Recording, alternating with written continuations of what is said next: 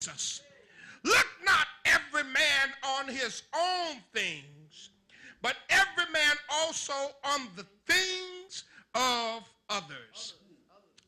As I look at this word, as I close this message, I need for us to remember that it is imperative in everything that we put forth, greater hope, that it has the mind of Christ involved in it.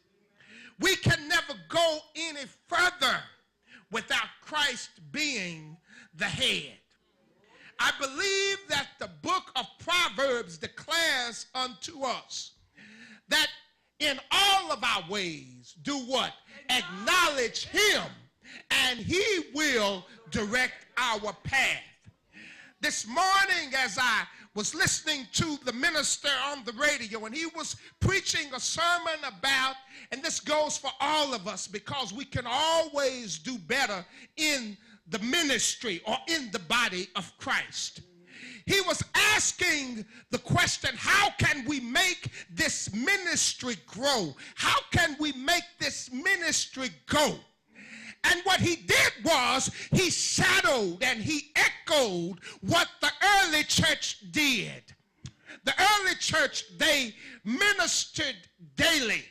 And the ministry was not going out necessarily daily, but they stayed at the church daily. They broke bread daily.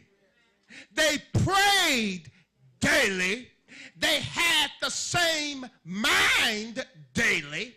And the church was added to daily, such as should be saved daily.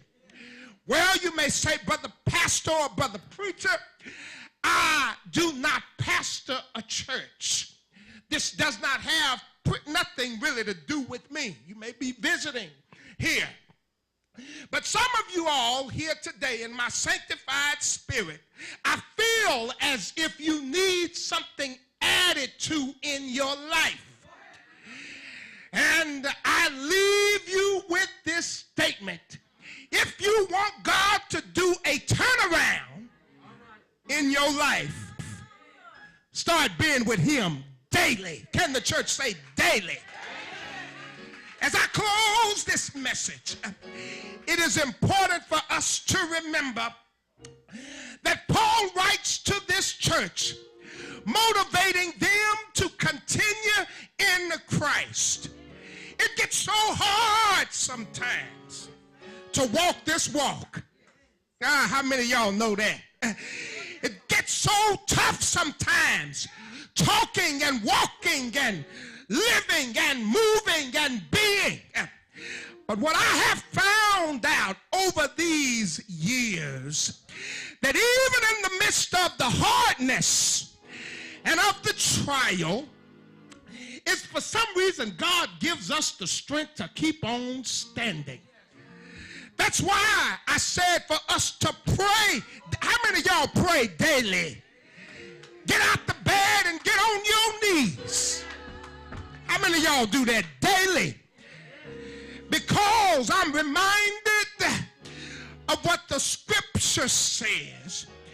And he does such an eloquent job with it.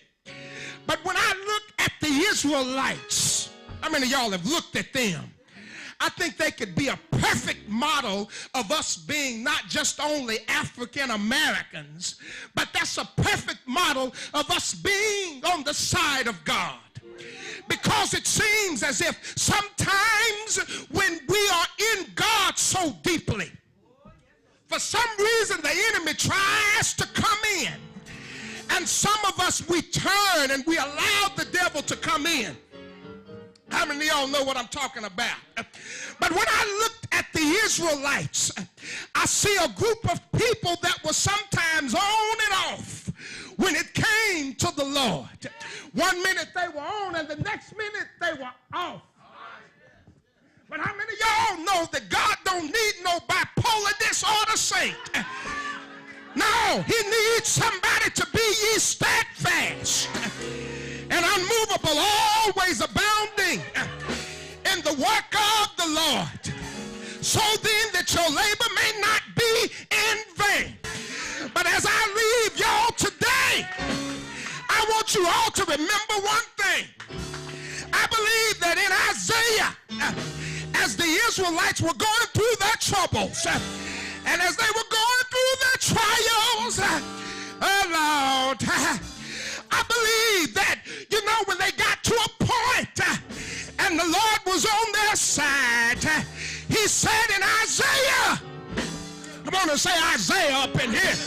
He said in Isaiah 40 and 28, hast thou known and hast thou not heard that the everlasting God, the Lord, the creator of the ends of the earth, he fainteth not, neither is he weary. There is no searching for his understanding, but he giveth power. Come on and say, he giveth power. He giveth power to the faint, and to them that have no might, he increaseth their strength. Even the youths shall faint and be weary, and the young men shall utterly fall. But they that wait, come on and say, they that wait upon the Lord shall renew. They shall renew their strength.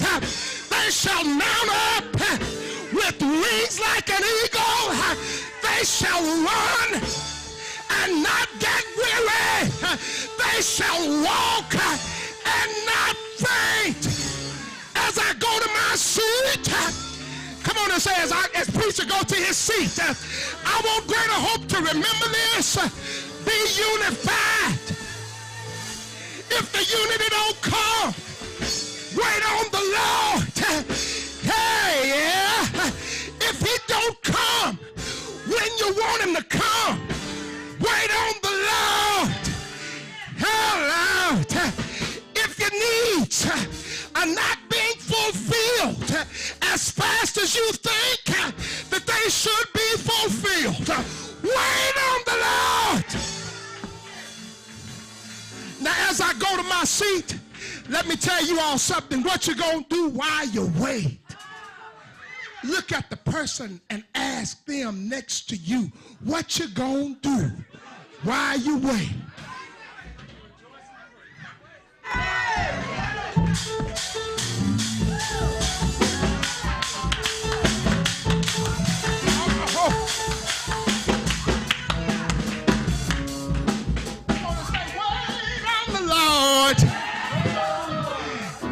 Now finally, as I go to my seat, I want you to go and touch somebody, and I want you to tell them we're going to wait on the Lord, but as we wait on the Lord, we're going to praise him. Hey!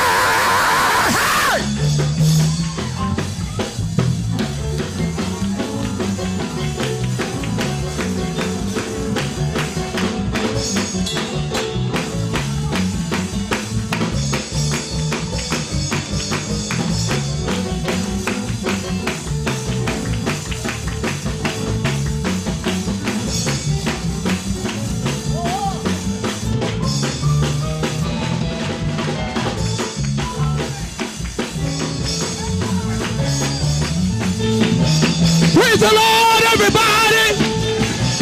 Praise the Lord, everybody. Praise the Lord. Praise the Lord, everybody. Praise the Lord. Praise the Lord, everybody. Praise the Lord. Praise the Lord, everybody. Praise the Lord. Praise the Lord, everybody. Praise the Lord. Praise the Lord, everybody. Praise the Lord. Praise the Lord, everybody. Praise the Lord. Praise the Lord, everybody. Praise the Lord, everybody. Praise the Lord, everybody. Praise the Lord, everybody.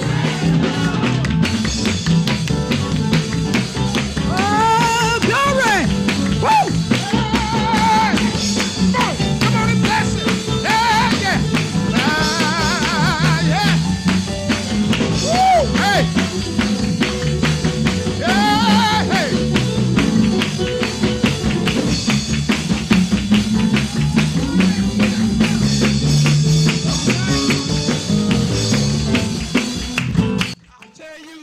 for didn't do nothing but preach.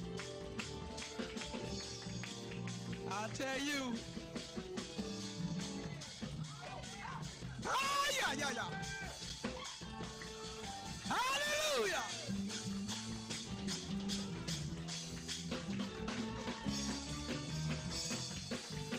I gotta praise and I gotta get it out. I gotta praise.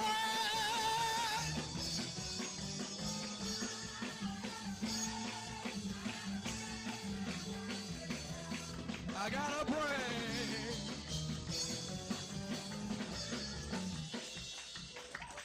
All right. Then we enjoy the word.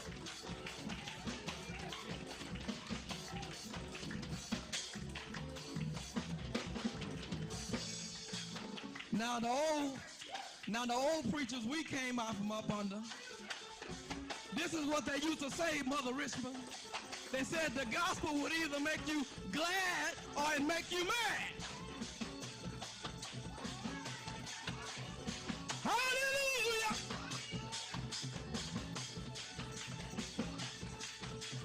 Somebody get up and leap. Leap. Leap. Leap. Leap. Leap. Leap. Leap. Leap. Leap. Leap.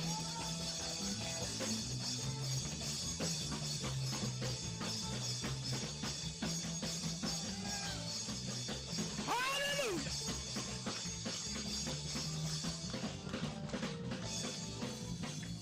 All right.